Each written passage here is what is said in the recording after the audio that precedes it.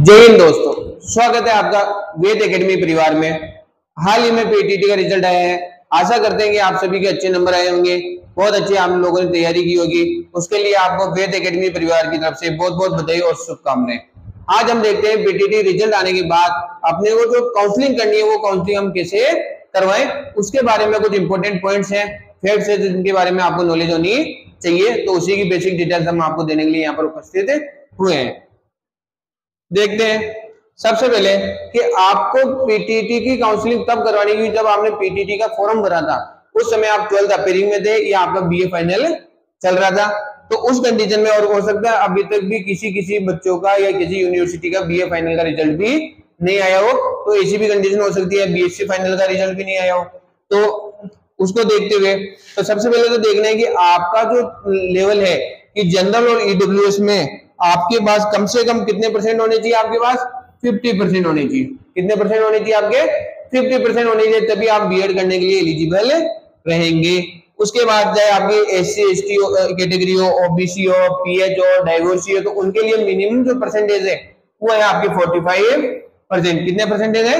45%। अगर आप इन दोनों कंडीशन में फिट नहीं बैठते हो, इनमें से किसी में, जो जनरल वाले जिनकी 50 से कम है या ओबीसी वाले डाइवोर्सी उनकी 45% से कम है, तो ऐसी कंडीशन में उनको काउंसलिंग नहीं करवानी चाहिए, क्योंकि उनका काउंसलिंग में नहीं होगा, कॉलेज अलॉट नहीं होगा। उसके बारे में जितनी भी डिटेल्स है वो आपको फिर वहां पर दिक्कत आएगी, और उसके रिलेटेड जो डॉक्यूमेंट्स हैं वो सब आपको वहां पर चेक होंगे। तो उसके बारे में देखते हुए नेक्स्ट पॉइंट देखेंगे।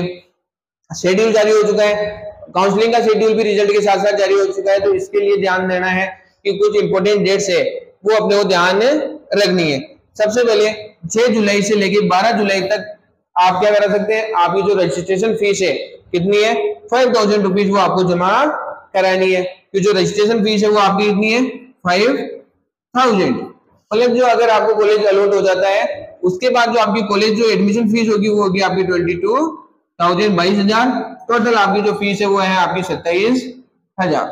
ठीक है, ये फर्स्ट ईयर की है। तो काउंसलिंग के समय कितने जमा कराने अपने को? 5000 रुपीज जमा कराने हैं। 6 जुलाई से लेकर 12 जुलाई तक की डेट है।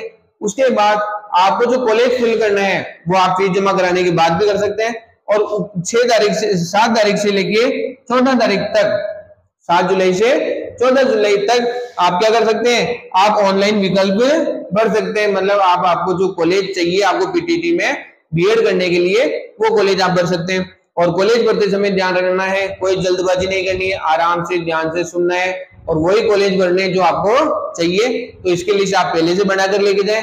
कॉलेज भरने की कोई लिमिट नहीं है, आप जितने जाओ उतने कॉलेज भर सकते हैं। और उसके बाद एक लास्ट में ऑप्शन आता है, जो लड़के या जो बच्चे राजस्थान में कहीं से भी बीएड कर सकते हैं वो एनीवेयर इन राजस्थान में यस करेंगे, और एनी जो अपने कॉलेज मांगे हैं, आपने ऑप्शन बने उन्हीं कॉलेज से बीएड करना चाहते हैं, उसके अलावा किसी और कॉलेज से बीएड नहीं करेंगे, वो एनीवेयर इन राजस्थान में नो कर देवे, ताकि आपको फ्यूचर में दिक्कत ना हो। क्लियर हो पहले?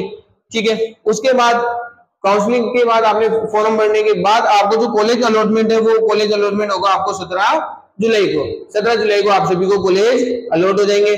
जिनको कॉलेज मिलना है उनको उस दिन कॉलेज मिल जाएगा। कॉलेज मिलने के बाद आपको एडमिशन फीस है आपकी 22,000, कितनी है? 22,000 रुपए आपको 17 जुलाई से लेकर 23 जुलाई के बीच में आपको जमा करने हैं, ताकि, और वो सारे पेमेंट सारा ऑनलाइन होगा, ऑफलाइन कुछ भी नहीं है।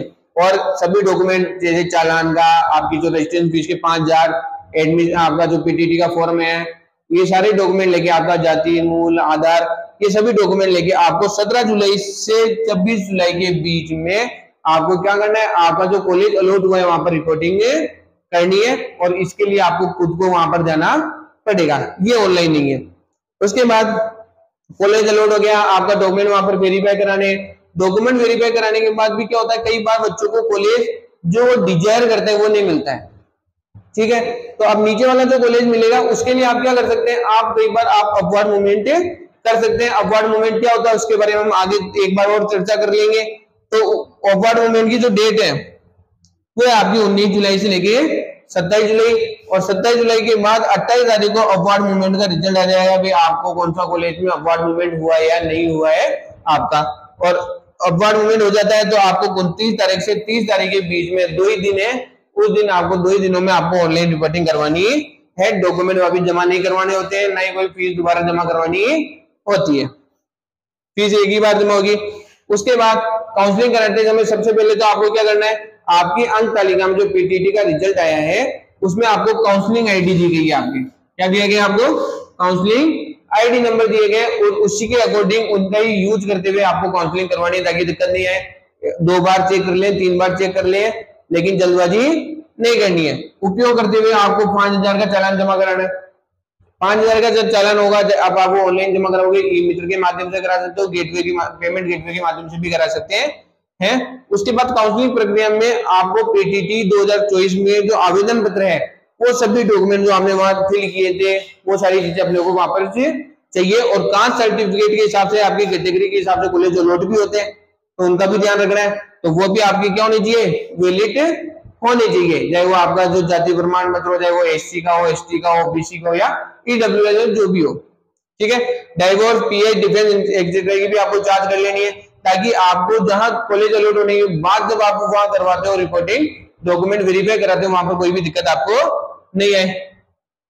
उसके बाद सबसे पहले आपको काउंसलिंग कराते समय फीस जमा कराने के बाद जब आप कॉलेज फिल करोगे बहुत शांति से करने, आराम से एक लिस्ट बनानी है। अपने आसपास से ही करना चाहता है वो आसपास के कॉलेज सबसे पहले फिल करें। ऐसा नहीं करेंगे आप पहले दूर का कॉलेज पढ़ते हैं फिर पास वाला लास्ट में भरे, तो इसी कंडीशन में आपको दूर का कॉलेज पहले मिलेगा। तो सबसे पहले कंडीशन में क्या करना है, आपको जो नियर बाय आपके जो कॉलेज है जहां से आप पीएड कर सकते हो, इजीली कर सकते हो, तो वहीं पर आपको पहले अपनी चॉइस फिल करनी है। उसके बाद आप एनीवेयर इन राजस्थान में यस या नो कर सकते हो, वो आपके ऊपर डिपेंड करता है कि आप अगर राजस्थान में किसी भी कॉलेज बीएड करने के इच्छुक हो या कर सकते हो तो आपको एनीवेयर इन राजस्थान में यस करना है, और नहीं कर सकते हो तो आप नो करेंगे, और चॉइस लॉक करने के बाद आपको दोबारा कोई ऑप्शन नहीं मिलता, इसका ध्यान रखना है। उसके बाद अब ऐसा नहीं है तो ये तो कॉलेज अलॉट हो गया जिनके लिए बात है, भाई उन्होंने 22,000 जमा करा दिए।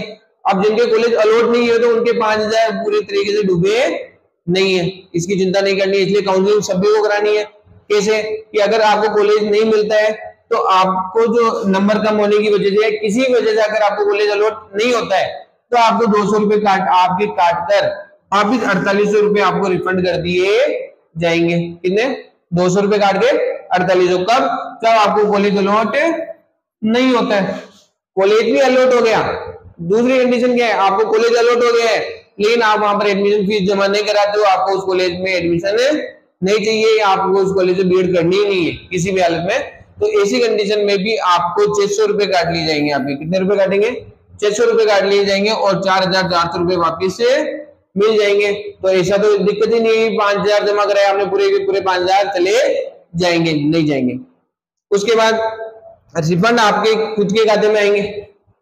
रिफंड किसके खाते में आएंगे, खुद कैंडिडेट या स्टूडेंट जो आप लोगों को आप ही के अकाउंट में आएंगे। इसलिए आपको अपनी एसबीआई की बैंक की पासबुक की जो डिटेल्स है वो साथ लेके जानी है, और फिल करते समय आपके IFSC code, bank account number ध्यान से चेक कर ही दोबारा फिल करें और फॉर्म सबमिट करें। इसके अलावा भी कई बार कॉलेज अलॉट हो गया, कुछ डॉक्यूमेंट में दिक्कत आ गई, आपके डॉक्यूमेंट में कुछ डिफरेंस आ जाता है, ऑब्जेक्शन आ जाता है, तो वहां पर आपका एडमिशन कैंसिल हो जाता है। कहां पर, कॉलेज लेवल पर।